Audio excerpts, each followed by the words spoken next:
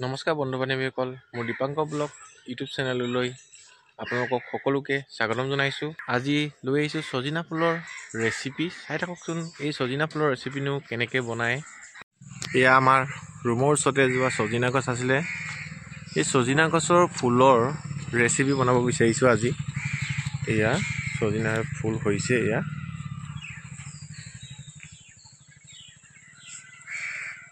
চাওঁ আহকচোন যে ছজিনা গছৰ ফুলৰ ৰেচিপিনো কেনেকৈ বনায়। চাই থাকক ভিডিঅ'টো। এয়া বুটলি আছোঁ এপাহ দুপাহকৈ।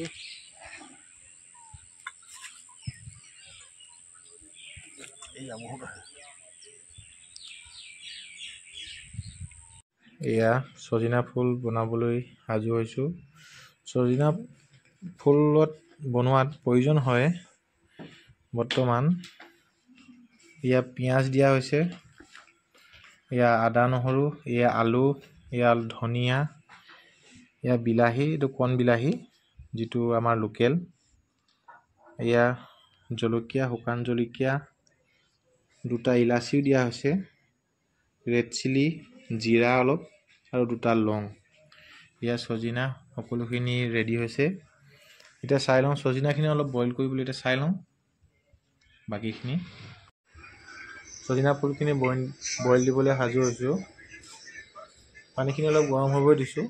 তাৰপিছত ছজিনা ফুলখিনি গৰম পানীৰ ওপৰত দি দিম।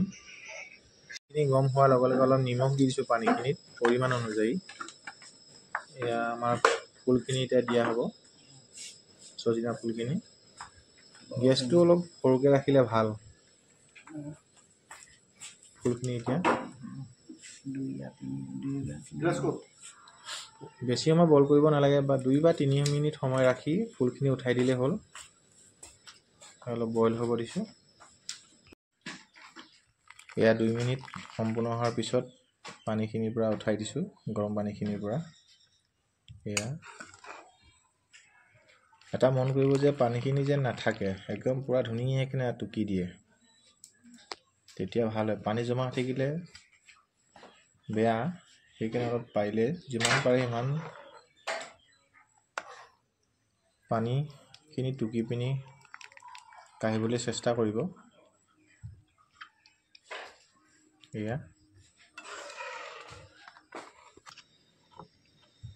এয়া ফুলখিনি পানীৰ পৰা সুন্দৰভাৱে উঠাই লোৱা হ'ল। এয়া কেৰাহীত পৰিমাণ অনুযায়ী মিঠাতেল দিয়া। এয়া তেলখিনি গৰম হোৱাৰ লগে লগে তেজপাত দুখিলা, লগতে দুটা শুকান জলকীয়া,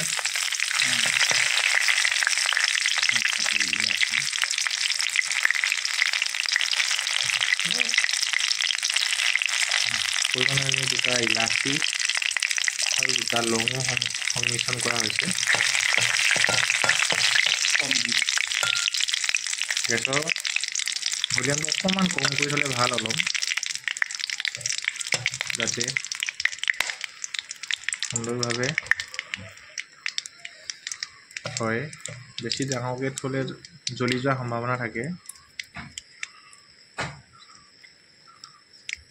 এয়া জিৰা অলপ দিয়া হৈছে।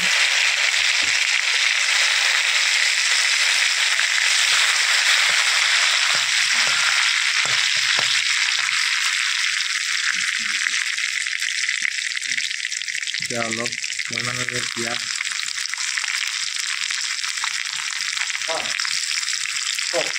এয়া অকণমান ধুনীয়াকৈ পিঁয়াজখিনি অকণমান ৰঙচুৱা পোৱালৈকে অকণমান ফ্ৰাই কৰি ল'ব। দেখিবলৈ পাইছে পিঁয়াজখিনি অলপ অলপ কালাৰ আহিছে আৰু ৰঙচুৱা। এই পিঁয়াজখিনি ৰঙচুৱা হোৱাৰ লগে লগে এতিয়া আমি আদা নহৰু পেষ্টখিনি দি দিওঁ। ইয়াৰ আদা নহৰু পেষ্টখিনি দিয়া হৈছে। অলপ সুন্দৰভাৱে আদা নহৰু পেষ্টখিনি অলপ ভাজি ল'ব।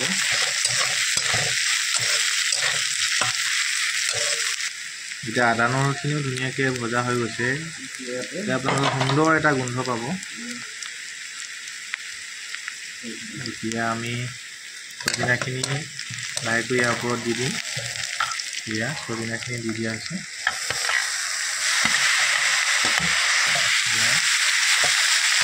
চজিনাখিনি দি দিয়া হৈছে, ধুনীয়াকৈ ফ্ৰাই কৰি ল'ব অলপ, যাতে গোটেই বস্তুখিনি গোটেইখিনি সংমিশ্ৰণ হয়। এয়া চজিনা পাত, চজিনা ফুল,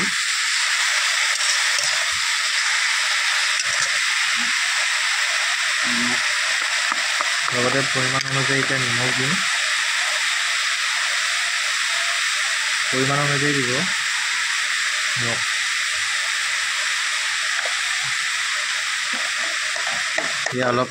এতিয়া আমি অলপ ৰং গুড়া, হালধি সংমিশ্ৰণ কৰিম পৰিমাণ অনুযায়ী। এতিয়া দেখিবলৈ পাইছে যে পৰিমাণ অনুযায়ী দিব। এয়া যিটো আমি ৰেড চিলি লৈছোঁ, ৰেড চিলি পাউডাৰটো অলপ দি দিব। যিবিলাক বস্তু দিব চব যেন পৰিমাণ অনুযায়ী দিয়ে, যাতে সোৱাদ হয় খাবলৈ। এয়া দেখিবলৈ হৈছে সুন্দৰভাৱে সংমিশ্ৰণ হৈ গৈছে। এতিয়া ধুনীয়াকৈ ল' ফ্লেমত ঢাকনখন লগাই দিব আৰু 1 মিনিটমান ৰাখিব। তাৰপিছত আমি আলুখিনি দিম। ইয়াৰ পিছত চাই থাকক। এতিয়া 1 মিনিট হৈ যোৱাৰ পিছত আমি দেখিবলৈ হৈছে সুন্দৰ কালাৰ আহিছে। এয়া 1 মিনিট হৈ গ'ল। এতিয়া আমি লাহেকৈ আলুখিনি দি দিম। যিখিনি আমি কাটি ৰাখিছিলোঁ পৰিমাণ অনুযায়ী, বেছি আলু দিলেও বেয়া হয়, অলপ জোখত দিব আৰু এটা দিলেই হ'ব। খালি আলুখিনি অলপ সৰু সৰুকৈ কাটি দিলে ভাল, যেনেকৈ কাটিছে তেনেকৈ কাটি দিব। এয়া আলুখিনি দি দিয়া হৈছে। এতিয়া 2 পৰা 3 মিনিট সময় আমি আকৌ ঢাকনখন দি দিম। এয়া 2 পৰা 3 মিনিট হৈ গ'ল। এয়া দেখিবলৈ পাইছে সুন্দৰ এটা কালাৰ উঠিছে। আৰু যিকোনো বস্তু আপোনালোকে যেনেভাৱে বনায় ঘৰত চব্জি, সেই পৰিমাণবোৰ সিমান অনুপাতে দিলেই হ'ল। এয়া দেখিবলৈ পাইছে। এতিয়া আমি যিখিনি ৰাখিছিলোঁ বিলাহীখিনি দি দিম আলুখিনি হোৱাৰ লগে লগে। এতিয়া দেখিবলৈ যে গাঁৱলীয়া কণ বিলাহী, এয়া কণ বিলাহীখিনি দি দিছোঁ। এয়া আকৌ 2 মিনিটমান ৰাখি দিম যে বিলাহীখিনি হোৱালৈকে। এয়া আমি আকৌ ঢাকন মাৰি দিম, যাতে বিলাহীখিনি সুন্দৰভাৱে সংমিশ্ৰণ হৈ যায় গলি পিনি। এয়া 2 মিনিটৰ কাৰণে ঢাকন আকৌ মাৰি দিছোঁ। এতিয়া বিলাহীখিনি দিয়াৰ পিছত 2 মিনিট হৈ গ'ল আৰু লাহেকৈ ঢাকনখন আঁতৰাই দিছোঁ। এয়া দেখিব পাইছে সুন্দৰভাৱে বিলাহীখিনি গলি গৈছে। এয়া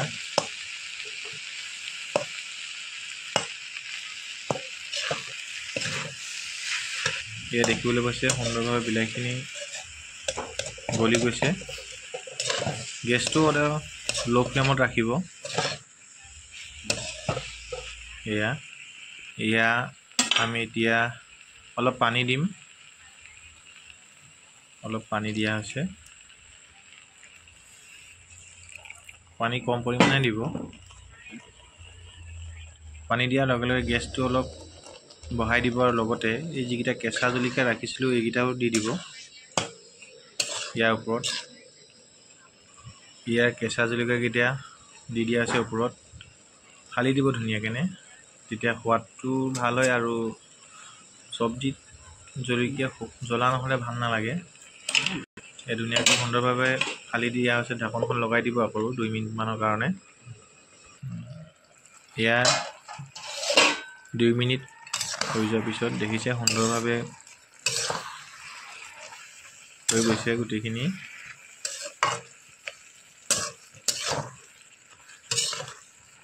এয়া অতি সুন্দৰ কালাৰ আহিছে।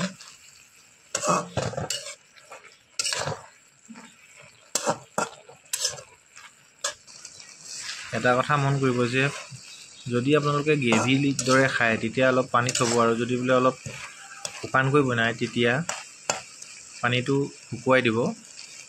আমি অলপ গ্ৰেভিৰ দৰে খাম, সেইকাৰণে আমি অলপ গ্ৰেভিৰ দৰে ৰাখিম। এয়া সম্পূৰ্ণ হৈছে আৰু এতিয়া আমাৰ হৈ গৈছে আৰু এয়া লাষ্ট শেষত ধনিয়াখিনি ওপৰত মিহি মিহিকৈ কাটি দিম। এয়া দেখিবলৈ পাইছোঁ ধনিয়াখিনি আমি মিহি মিহিকৈ কাটি দিছোঁ ওপৰত।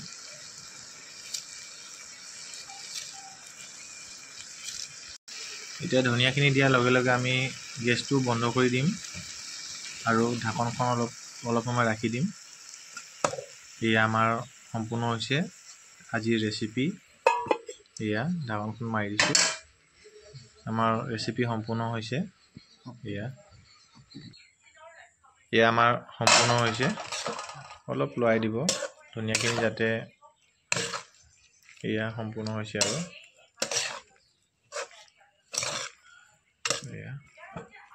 এতিয়া অলপ কাঢ়ি লওঁ। এয়া দেখিবলৈ পাইছে, এয়া হৈছে এয়া আমাৰ গুৰুজীয়ে টেষ্ট কৰিছে। এয়া কেনেকুৱা হৈছে? ধুনীয়া হৈছে। তাকে আপোনালোকেও এনেদৰে বনাব ভিডিঅ'টো চাই। একদম নাম্বাৰ 1। হয়। তাকে লগতে শেষত মোৰ চেনেলটো ছাবস্ক্ৰাইব কৰিবলৈ নাপাহৰিব, লগতে কাষতে থকা বেল আইকন বুটামটো দবাই দিব যাতে মোৰ এনেকুৱা ভিডিঅ' আপোনালোকলৈ গৈ থাকে। এয়া